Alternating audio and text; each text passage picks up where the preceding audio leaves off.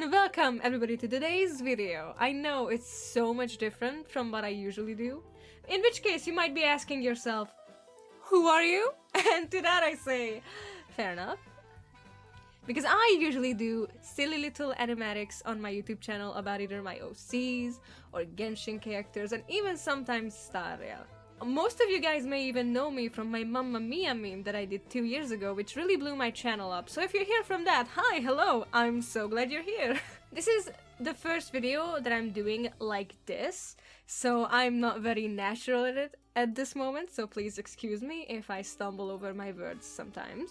I really do want to try and make more of these in the future, however, because I actually genuinely enjoy character design and such, because this video was actually inspired by one of my favorite artists, Hanaki on YouTube. She has made a similar video in which she designed a character based on a TikTok challenge and then made an illustration for said character, and I really wanted to try my hand at it too, because it just seems so fun. And I normally do character designs a lot of the times anyway. Here are some of the examples that I've done recently.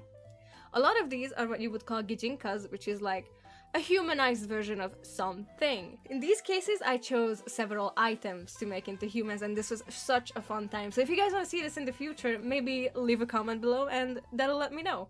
Here are character designs that are not gijinkas and I've just done for my comics or just in general otherwise, and I hope you guys like them because I really liked making them. So I thought that taking on such a challenge would be really fun, especially with this background, so let's just jump right into it. So the TikTok we'll be referencing is this one. Design an OC after you challenge. The gender is the opposite of your own. If you're non-binary, male if you have glasses, and female if you don't. Okay, so I am non-binary, but I do have glasses, so our character is going to be a boy. Hair is short if you have siblings, and long if you don't. I have 3 siblings, so the character is going to have short hair. Unnatural hair color if you own a cat. Natural hair color if you own a dog, and both if you have both. And this might sound a little silly, but I have 4 cats in total. 2 at my old home, taken care of by my grandparents, and 2 here where I live currently. One of them is a stray cat. He's the silliest guy. I love him. And one of them is an indoor cat. She's such a queen. She's really sassy. I love her.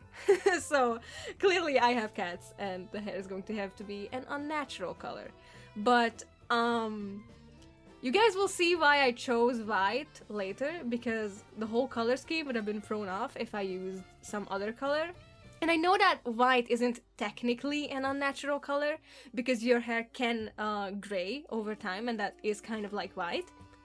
But to combat that, I made the hair have some like roots grow out that are brown, so it's obvious that his hair is actually bleached, which in turn makes it unnatural. If you don't have pets, go with your favorite color. Eyes are your favorite color. For the favorite eye color, I was originally going to go for yellow, as you can see with the little guy on the left there. I like making little sketches when I'm making a character design, just to see how everything goes together with like a very simple sketch, so that I can make the actual big design like look good. I don't do this for gijinkas, however, I just kind of wing it in that case, but in this case I really did want to go all out for this video. So I couldn't choose between yellow and purple in the end, because I really do like them equally as much, and I thought that was actually kind of nice because they are opposite colors, so they're complementary to each other. And in the end it kind of looked really nice in the design, so I'm glad I went with this. And clothes match your phone case. Good luck! Now my phone case, I will attach a picture of it, is extremely simple. I only have a brown phone case with like a bear pop socket on it that I bought. It's really cute, it's really useful, I actually really love it. And I thought, okay, well the clothes are going to have to be a little bit simpler in that case. I was going to go a little bit more flashy, but you know, it is what it is. And also bear themed, because I have a bear pop socket. I thought I would include that because just brown is kind of boring.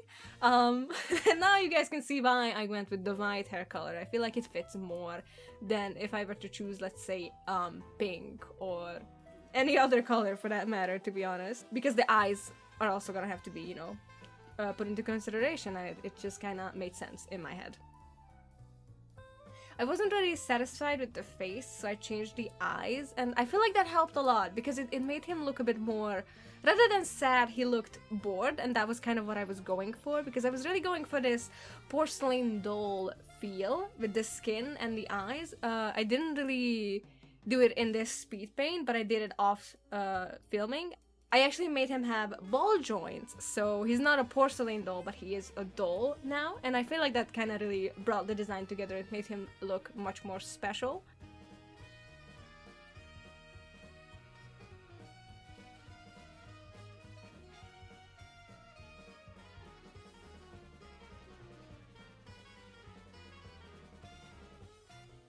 Here you can see I use my favorite asset ever acquired from the Clip Studio asset store.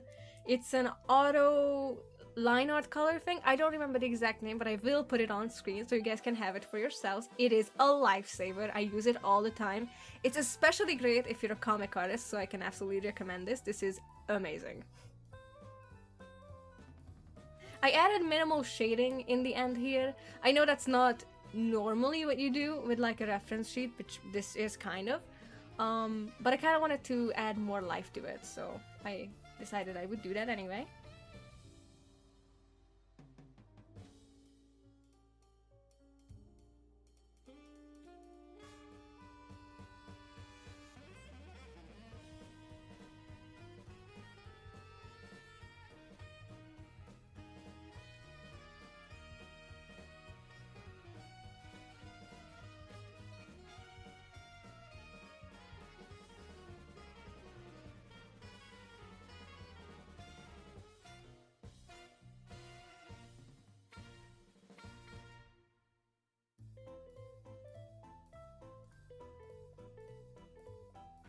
Here I did some color correction, just some normal color balance, tone curve, and a little bit of gradient mapping. I love gradient maps. They're my most favorite thing ever to exist.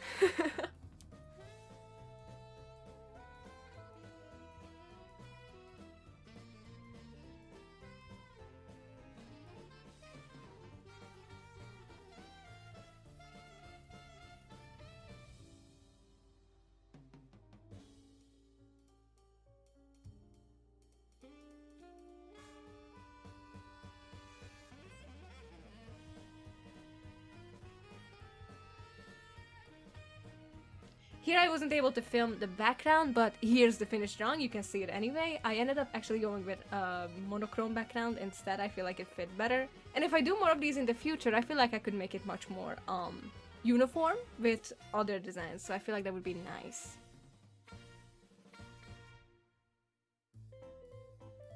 Here we're moving on to the illustration portion of the video. I like to start my illustrations with a rough sketch of like the idea I'm going for. It's not always perfect, but it gets the job done.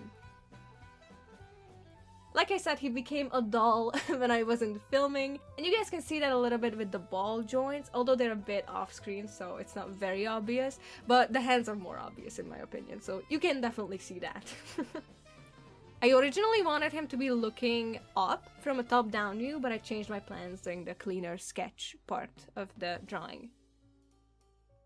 Now, I don't hate line art, but in my opinion it makes things very stiff, and I like my drawings to be more dynamic, more free, so I use my sketch as a line art instead.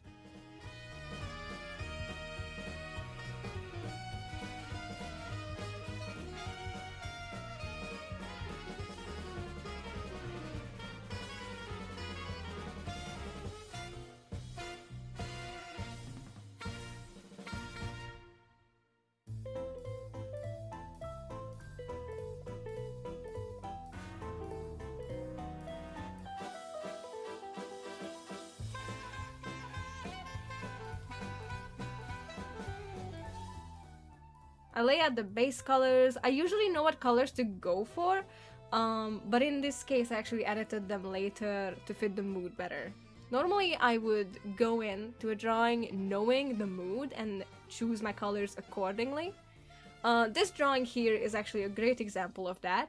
I went with the right colors from the first moment, and I actually don't like how it came out when I edited the colors later, so yeah, you know, it is what it is. You win some, you lose some. But in this case, I feel like it did help that I edited my colors later.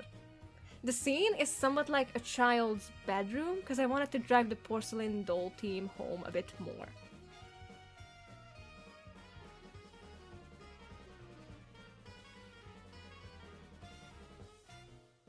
Here I struggled with the background colors, but I ended up going with a much more cozy, warm vibe.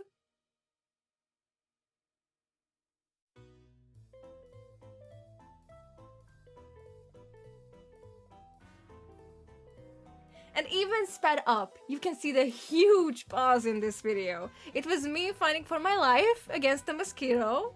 Just wanted to let you guys know. I was terrified, but I got rid of them, so it's fine.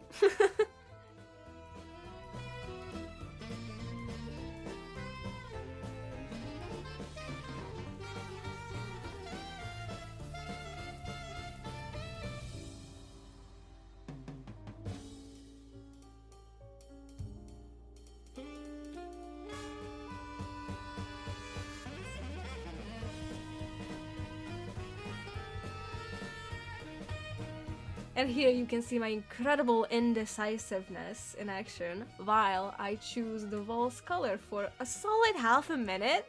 Sped up 900%, by the way. This video was like an hour long.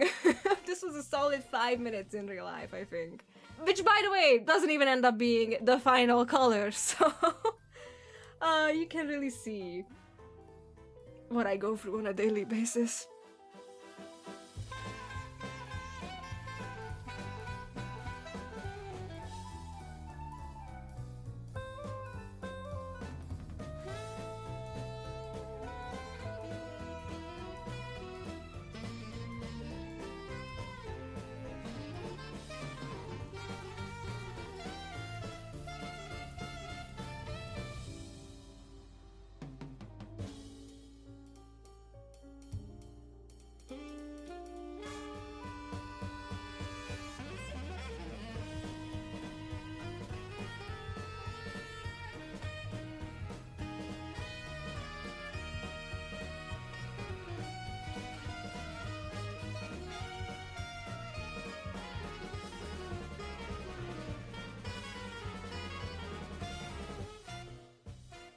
I use my favorite tool once more, the auto line art color.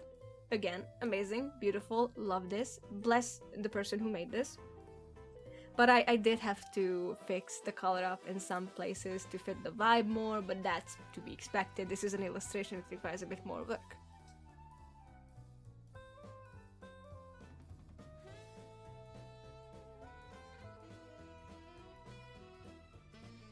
And I do a lot of color correction. Once again, I do a lot of color correction during the whole thing to make sure that the vibe is exactly like how I want it to be in my head. It's really important to me. So I go through a lot of trouble to achieve that, but sometimes it doesn't work, and it is what it is. And here comes part 2 of me showcasing my incredible indecisiveness once again with the gradient maps. But this time you really can't blame me. I mean, come on, gradient maps. They're really too addicting. If you finally feel the power that gradient maps hold, you just can't not. You know what I mean? Like, I'm sure a lot of you guys understand. The speed paint ends with my sketch all set up for rendering, but to prevent this video from becoming far too long, I rendered out the time lapse of it.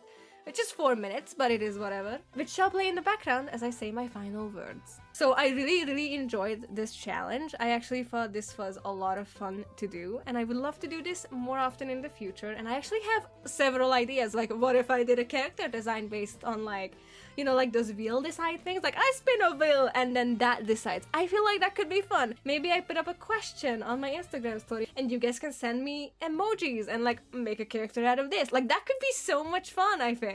So the possibilities are really endless, and I would love to do this. So if you guys would like to see them, please leave a comment down below. Or if you have any other ideas that you would like me to try, also leave them in the comments. I am so ready to hear all of them. So yeah.